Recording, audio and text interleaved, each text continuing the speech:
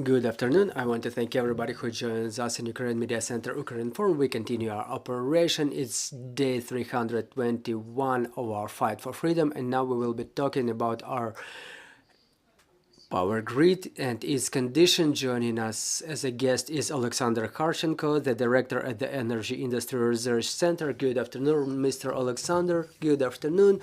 Well, we had a breather during the holidays. Most of us had lights in our homes, but now we've seen that we're getting back to the scheduled rolling power shutdown. So what's the current condition of our power grid? So there are two trends. Is a competition between cold Russian drones and Russian missiles, and on the other hand, it's on the other end is their repairing teams trying to repair our energy grid. The holidays passed in a calm manner because the industry was not operating mostly, and most of the power was channeled to the household consumers, and that's why it was this time was more comfortable for all the households. But now the industry is getting back in action, and it takes power from the grid, and the temperatures are falling as well, and each degree of temperature coming lower requires about 180 to 200 megawatts of power. So in fact it's a one power block of a coal power plant.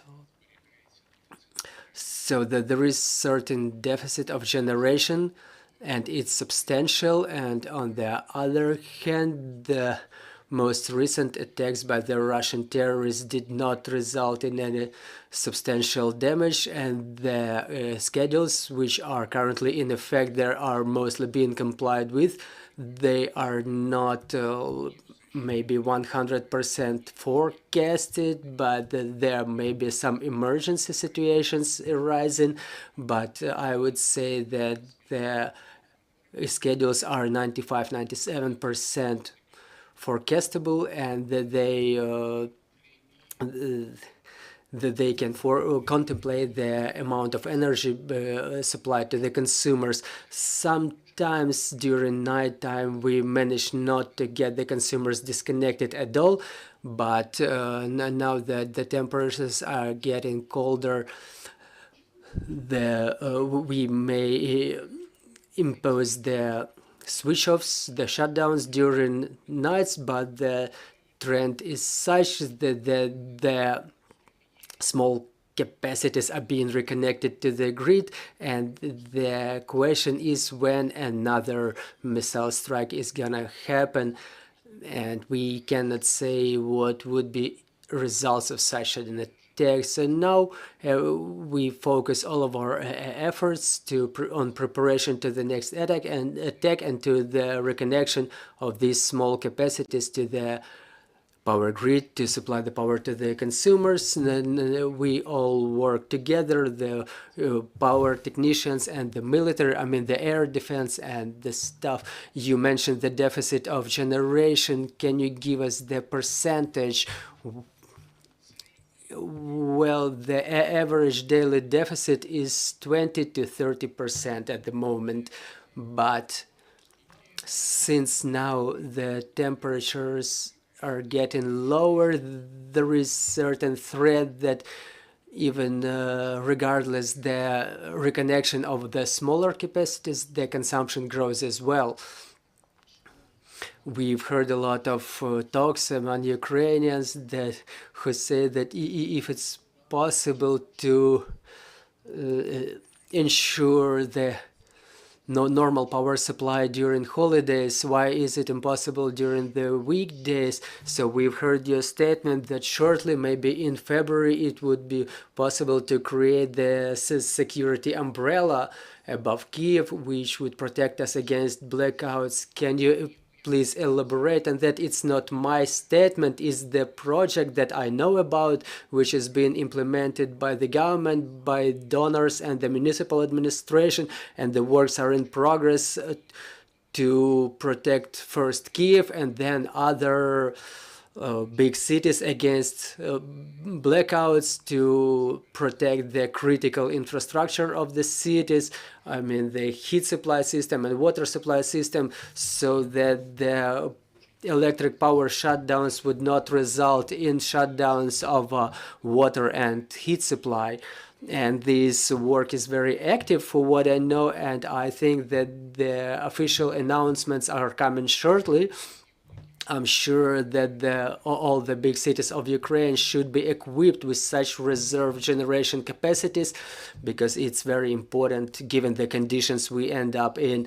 So it's not about any additional air defense systems incoming, or it's about the technical solutions. Yes, it's about technical solutions, how to create more generating capacities for big cities, so that even in situation when the Moscow terrorists, for example, make it destroying some part of the high voltage network and it's impossible to deliver the power to the big cities. Unfortunately, Kiev and Kharkiv and Odessa were in those situations, and not only those cities but others as well. So these reserve systems inside the cities, they should be created, and these works are in progress, as I mentioned. As to the operation of our nuclear power plants, what's going on there, how can we ensure their operation so that it does not result in emergency shutdowns as it did happen before? For what I know, Energoatom, as the state-operated company which operates the nuclear power plants, takes most efforts possible for proper operation of the nuclear power plants, and the main problems were in high voltage equipment, because the high voltage substations were damaged mostly. They were the biggest issue, and in part this problem is already solved, but in part we have to still order high voltage transformers, which does not happen very quickly. As to the renewal of systematic operation, we understand that it takes a little bit more time than some emergency works which are taking place immediately. Do we work in that area, and what are the success? Well, it was already the president who stated about that, and there were statements from the prime minister, so we can state that it's in focus of government's attention, and the works are in progress on development of a very strict plan of reconstruction of, I would not say renewal, but reconstruction of Ukrainian and power grid, because it will be the new energy grid, and it will be built based on a number of comprehensible principles.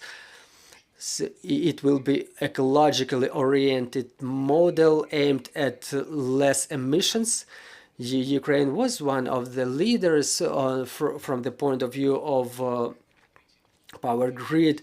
Our CO2 emissions are 30% lower than average European, but now it's 100% sure that Ukrainian power grid will be less dependable on the coal capacities, and which will result in less emissions. It will be a very branched out system of facilities which generate heat and electric power for small and medium-sized towns, and they would be able to use Ukrainian raw materials like even trash or pellets, and we have other types of waste of agrarian industry that may and should be used to replace the natural gas in generation of heat, and to increase the generation of electric power, and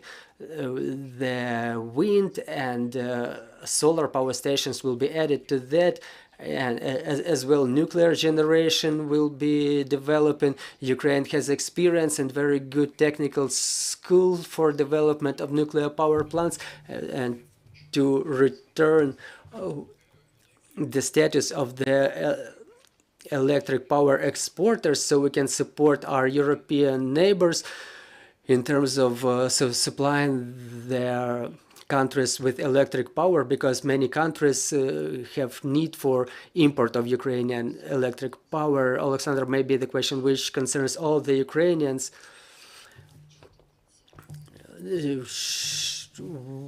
Are we going to live with the scheduled power shutdowns until the end of the winter? Yes, I have to be straight and honest with the people. I see no possibility based on